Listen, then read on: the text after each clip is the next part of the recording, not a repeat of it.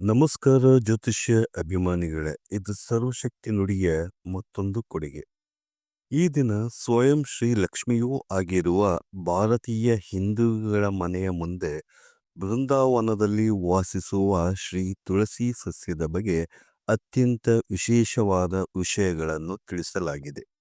ಈ ವಿಡಿಯೋದಲ್ಲಿ ಬರುವ ವಿಚಾರಗಳು ಯಾವುದೆಂದರೆ, ತುಳಸಿ ಸಸ್ಯದ ವಿವಿಧ ತುಳಸಿಯ ಹೆಸರು, ಶ್ರೀ ಕೃಷ್ಣ ನಾರಾಯಣ ವಿಷ್ಣುವಿಗೆ ಯಾವ ತುಳಸಿ ಶ್ರೇಷ್ಠ, ಸಾಲಿಗ್ರಾಮ ಇದ್ದಲ್ಲಿ ತುಳಸಿ ಯಾಕೆ ಕಡ್ಡಾಯ, ತುಳಸಿ ಮಾಲೆ ಧರಿಸಿದರ ಫಲ, ಯಾವ ಭಾಗಕ್ಕೆ ತುಳಸಿ ಮಾಲೆಯನ್ನು ಧರಿಸಿದರೆ ಹೆಚ್ಚಿನ ಫಲವನ್ನು ನೀಡುವುದು, ತುಳಸಿ ದೇವರಿಗೆ ಸಮರ್ಪಿಸಬೇಕಾದರೆ ಏನನ್ನು ಹೇಳಬೇಕು, ಗಣಪತಿಗೆ ತುಳಸಿ ಶ್ರೇಷ್ಠವೇ ಇಲ್ಲವೇ, ತುಳಸಿ ಗಿಡ ಯಾವ ದಿನ ಮನೆಗೆ ತಂದು ಹಾಕಿದರೆ ಶುಭ, ತುಳಸಿ ಕೈಯಲ್ಲಿ ಇಟ್ಟುಕೊಂಡು ಸತ್ಯ ಮಾಡಿದರ ಫಲ, ಶ್ರೀ ತುಳಸಿ ದೇವಿಯ ಹುಟ್ಟು, ತುಳಸಿಯನ್ನು ಹೆಂಗಸರು ಮಾತ್ರ ಏಕೆ ಪೂಜಿಸಬೇಕು, ತುಳಸಿ ಇದ್ದ ಕಡೆ ಯಮಕಿಂಕರರು ಬರುವರೆ, ತುಳಸಿ ಕೀಳುವಾಗ ಹೇಳುವ ಶ್ಲೋಕ, ಯಾವ ದಿನ ತುಳಸಿಯನ್ನು ಕೀಳಬಾರದು, ಯಾವ ಸಮಯದಲ್ಲಿ ಮುಟ್ಟಬಾರದು,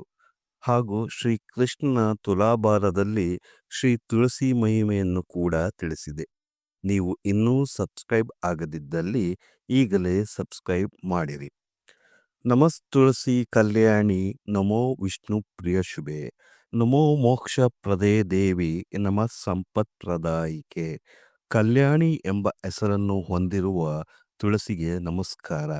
ಶುಭವನ್ನುಂಟು ಮಾಡುವ ಭಗವಾನ್ ವಿಷ್ಣುವಿಗೆ ಪ್ರಿಯಳಾದ ಸಂಪತ್ತು ಮತ್ತು ಮೋಕ್ಷವನ್ನು ನೀಡುವ ದೇವಿಯೇ ನೀನಾಗಿರುವೆ ಎಂದು ಈ ಶ್ಲೋಕದ ಅರ್ಥ. ಸಮುದ್ರ ಮಂಥನ ಸಮಯದಲ್ಲಿ ಅಮೃತ ಪಡೆದ ನಂತರ ಅಮೃತಕ್ಕಾಗಿ ಪರಸ್ಪರ ಕಿತ್ತಾಟದ ಸಮಯದಲ್ಲಿ ಭೂಮಿಯ ನೆಲಕ್ಕೆ ಬಿದ್ದ ಹನಿಗಳು ತುಳಸಿ ಸಸ್ಯವಾಗಿ ಹುಟ್ಟಿತು. ಅದನ್ನು ನೋಡಿದ ಬ್ರಹ್ಮದೇವರು ಆ ತುಳಸಿಯನ್ನು ಭಗವಾನ್ ವಿಷ್ಣುವಿಗೆ ಅರ್ಪಿಸಿದರು ಎಂದು ಬ್ರಹ್ಮ ವೈವರ್ತ ಪುರಾಣದಲ್ಲಿ ಉಲ್ಲೇಖವಿದೆ.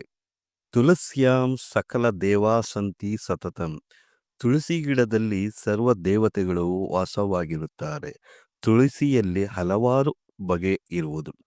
ಮುರುಘ ತುಳಸಿ, ಅರಣ್ಯ ತುಳಸಿ, ರಾಜಿ ತುಳಸಿ, ಓಂಕಾರ ತುಳಸಿ, ನ್ಯಾಯ ತುಳಸಿ, ಬಿಲ್ವಗಂಧ ತುಳಸಿ, ಬಿಳಿ ತುಳಸಿ ಅಥವಾ ರಾಮ ತುಳಸಿ, ಶ್ರೀ ತುಳಸಿ, ಕೃಷ್ಣ ತುಳಸಿ ಅಥವಾ ಕರಿ ತುಳಸಿ, ವರ್ಣ ತುಳಸಿ, ರಕ್ತ ತುಳಸಿ ಹಾಗೂ ಶುದ್ಧ ತುಳಸಿ ಎಂದು ಎನಿಸಿದೆ. ತುಳಸಿಯನ್ನು ಸಂಸ್ಕೃತದಲ್ಲಿ ಗೌರಿ, ಮಂಜರಿ, ದೇವದುದುಂಬಿ ಎಂದು, ಇಂಗ್ಲಿಷ್ನಲ್ಲಿ ಹೋಲಿ ಬೇಸಿಲ್ ಮತ್ತು ಓಸಮಂ ಸ್ಯಾಕ್ಟಕಂ ಎಂದು ಕರೆಯುವರು. ಶ್ರೀ ವಿಷ್ಣು ಭಗವಾನರಿಗೆ ತುಳಸಿ, ಬಿಳಿ ತುಳಸಿ ಅಂದರೆ ಶ್ರೀ ತುಳಸಿ ಕೃಷ್ಣನಿಗೆ ತುಂಬ ಇಷ್ಟವಾಗಿರುವುದು ಹಾಗೂ ಕಪ್ಪು ತುಳಸಿಯು ಪೂಜೆಗೆ ಶ್ರೇಷ್ಠವಾದುದು. ಶ್ರೀ ತುಳಸಿಯನ್ನು ರಾಮ ತುಳಸಿ ಅಥವಾ ಶಿವ ತುಳಸಿ ಎಂದು ಕರೆಯುವರು.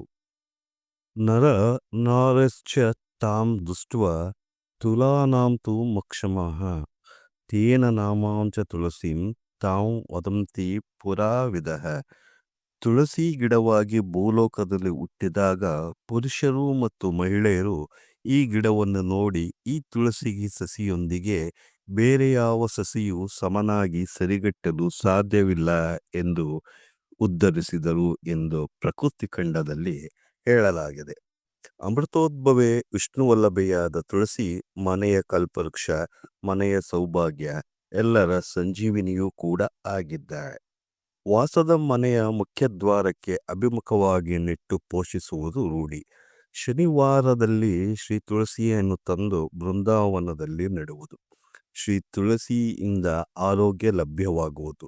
ತುಳಸಿ ದಳವು ಕ್ರಿಮಿನಾಶಕವಾಗಿದ್ದು ಅಜೀರ್ಣ, ಬಾಯಿ ಹುಣ್ಣು, ಕೆಮ್ಮು, ಕಫ, ಗಂಟಲು ನೋವು, ಚರ್ಮ ರೋಗ, ವೈರಲ್ ಫೀವರ್, ಮೊಡವೆ, ಸೌಂದರ್ಯ, ಅಸ್ತಮ, ಕಿವಿ ನೋವು, ಹಲ್ಲು ನೋವಿಗೆ ಮನೆಮದ್ದಾಗಿ ಹಾಗೂ ಆಯುರ್ವೇದದಲ್ಲಿ ಉಪಯೋಗವಾಗುವುದು.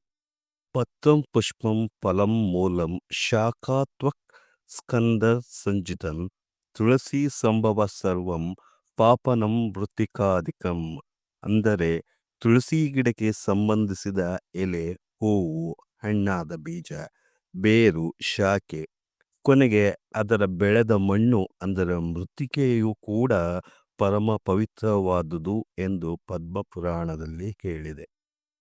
ತುಳಸಿಯು ಔಷಧೀಯ ಗುಣವನ್ನು ಹೊಂದಿರುವ ಸರ್ವರಿಗೂ ಲಭ್ಯವಾಗುವ ಸಂಜೀವಿನಿ ಗಿಡ.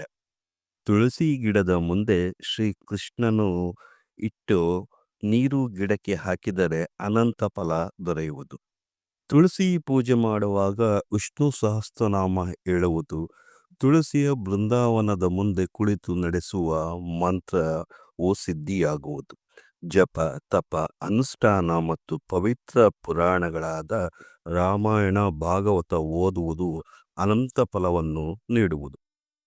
ಸಾವು ಸಂಭವಿಸಿದಾಗ ಅಥವಾ ಸಂಭವಿಸುವ ಸಮಯದಲ್ಲಿ ತುಳಸಿ ದಳದಲ್ಲಿ ಗಂಗಾ ಜಲವನ್ನು ಅವರ ಬಾಯಿಗೆ ಹಾಕುವರು. ಇದರಿಂದ ಆ ವ್ಯಕ್ತಿ ವೈಕುಂಠಕ್ಕೆ ಹೋಗುವರು ಎಂಬ ಭಾವನೆ. ತುಳಸಿ ಗಿಡದಲ್ಲಿ ಹರಿಹರ ದೇವತೆಯ ಜೊತೆಗೆ ಪಿತೃದೇವತೆಯೂ ಕೂಡ ನೆಲೆಸಿರುವುದರಿಂದ ಪ್ರಾತಃ ಕಾಲ ಮತ್ತು ಸಾಯಂಕಾಲದಲ್ಲಿ ದೀಪ ಹಚ್ಚುವುದು. ತುಳಸಿ ಗಿಡ ನೋಡಿದಾಗಲೇ ಪಾಪ ಪರಿಹಾರವಾಗುವುದು. ಮುಟ್ಟಿದರೆ ಪವಿತ್ರತೆ ಹೆಚ್ಚುವುದು. ನಮಸ್ಕರಿಸುವುದರಿಂದ ರೋಗ ಪರಿಹಾರವಾಗುವುದು. ತುಳಸಿ ದಳ ಸೇವನೆಯಿಂದ ಆಯಸ್ಸು ಹೆಚ್ಚುವುದು. ತುಳಸಿ ದಳವನ್ನು ದೇವರ ತೀರ್ಥದಲ್ಲಿ ಹಾಗೂ ಮಾಡಿರುವ ಅಡಿಗೆಯಲ್ಲಿ ದೇವರ ನೈವೇದ್ಯ ಮಾಡುವಾಗ ಅದರ ಮೇಲೆ ಹಾಕಿ ತೋರಿಸಿ ಪ್ರಸಾದವನ್ನು ಸ್ವೀಕರಿಸುವರು. ತುಳಸಿ ಗಿಡದಲ್ಲಿ ವಿಷ್ಣು ಭಗವಾನ್ ವಾಸಿಸುವರು. ಹೆಂಗಸರು ತುಳಸಿ ದೇವಿಯನ್ನು ಲಕ್ಷ್ಮಿಯಾಗಿ ಪೂಜಿಸಿದರೆ ಗಂಡಸರು ಸಾಲಿಗ್ರಾಮವನ್ನು ಶ್ರೀಹರಿಯನ್ನಾಗಿ ಪೂಜಿಸುವರು. ಎಲ್ಲಿ ಶ್ರೀಲಕ್ಷ್ಮಿಯೋ ಅಲ್ಲಿ ಭಗವಾನ್ ವಿಷ್ಣು ಇರುತ್ತಾರೆ. ತುಳಸಿ ಇಲ್ಲದ ಸಾಲಿಗ್ರಾಮ ಪೂಜೆ ಫಲವನ್ನು ನೀಡುವುದಿಲ್ಲ. ಸಾಲಿಗ್ರಾಮ ಪೂಜೆಯಿಂದ ಶ್ರೀ ಶನಿ ಭಗವಾನರ ಪ್ರಭಾವ ಕಡಿಮೆ ಆಗುವುದು. ತುಳಸಿ ಗಿಡ ಇರುವ ಕಡೆ ಹಾವು ಯಮಕಿಂಕರರು ಸುಳಿಯುವುದಿಲ್ಲ. ತುಳಸಿ ಗಿಡ ಇರುವ ಸ್ಥಳ ದೇವಸ್ಥಾನ ಇದ್ದ ಹಾಗೆ. ತುಳಸಿಯನ್ನು ಕೈಯಲ್ಲಿ ಹಿಡಿದು ಸುಳ್ಳು ಅಸತ್ಯ ಹೇಳಿದರೆ ದೇವರ ಅವಕೃಪೆಗೆ ಒಳಗಾಗುವರು. ತುಳಸಿಯನ್ನು ಹೆಂಗಸರು ಕೀಳಬಾರದು. ಹಾಗೂ ಅಮಾವಾಸ್ಯೆ, ಪೌರ್ಣಮಿ, ದ್ವಾದಶಿ, ಸಂಕ್ರಮಣ ಕಾಲ, ಸೂತಕ ಸಮಯದಲ್ಲಿ ಮತ್ತು ತಡರಾತ್ರಿಯ ಕಾಲದಲ್ಲಿ ಮುಟ್ಟಬಾರದು. ಮುಂಜಾನೆ ಎದ್ದ ಕೂಡಲೇ ತುಳಸಿ ದರ್ಶನ ಮಾಡುವುದು ಶುಭ ಫಲವನ್ನು ನೀಡುವುದು. ತುಳಸಿ ದಳವನ್ನು ಕೀಳಬೇಕಾದರೆ ಉಗುರು ಸ್ಪರ್ಶ ಮಾಡಬಾರದು. ಹಾಗೆ ಭಾನುವಾರ, ಅಮಾವಾಸ್ಯೆ, ಸಂಕ್ರಾಂತಿ, ದ್ವಾದಶಿ, ಗ್ರಹಣ ಕಾಲದಲ್ಲಿ ದಿನದ ಕೊನೆಯ ಯಾಮಗಳಲ್ಲಿ ತುಳಸಿ ದಳವನ್ನು ಕೀಳಬಾರದು. ತುಳಸಿ ದಳವನ್ನು ಕೀಳುವಾಗ ಈ ಮಂತ್ರವನ್ನು ಹೇಳಿ ನಮಸ್ಕರಿಸಿ ಕೀಳಬೇಕು.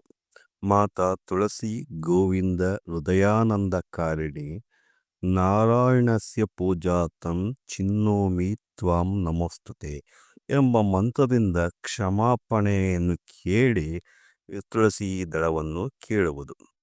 ಕಾರ್ತಿಕ ಮಾಸದಲ್ಲಿ ಬರುವ ಉತ್ಥಾನ ದ್ವಾದಶಿಯನ್ನು ಆಚರಿಸುವುದು ಏಕೆಂದರೆ ಆ ದಿನ ಶ್ರೀಕೃಷ್ಣ ರುಕ್ಮಿಣಿ ಮದುವೆ ನಡೆದ ದಿನವಾಗಿರುತ್ತದೆ.